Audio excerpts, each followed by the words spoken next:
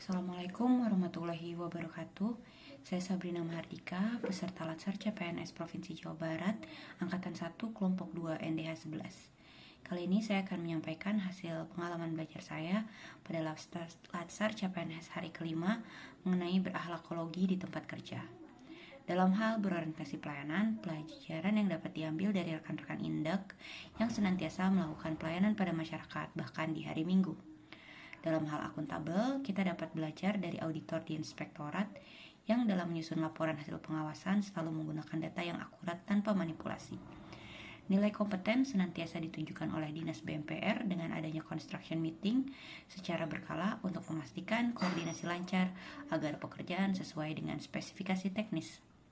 Dalam hal harmonis, DPM Desa selalu merangkul keragaman di tiap BUMDes atau desa.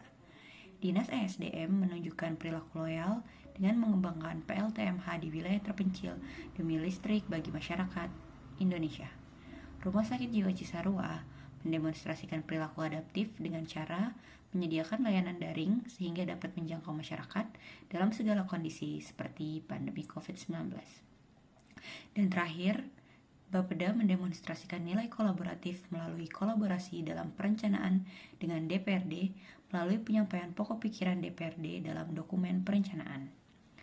Untuk tugas tokoh panutan, kami memilih untuk meneladani perilaku berakhlak dari B.J. Habibie.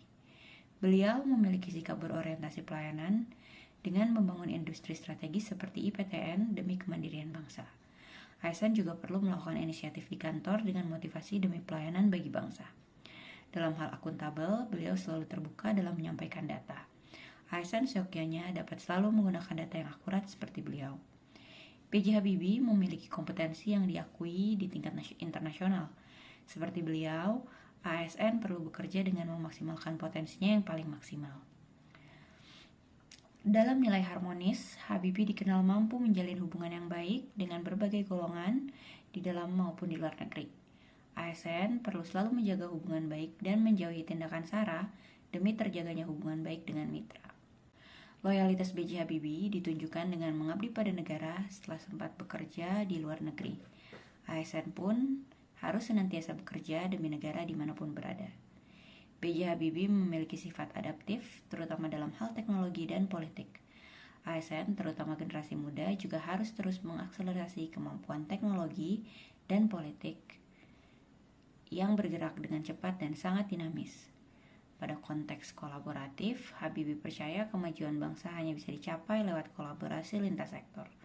Untuk itu, ASN harus selalu membuka peluang kolaborasi lintas sektor dan lintas stakeholders. Demikian refleksi saya untuk pembelajaran hari ini. Terima kasih. Wassalamualaikum warahmatullahi wabarakatuh.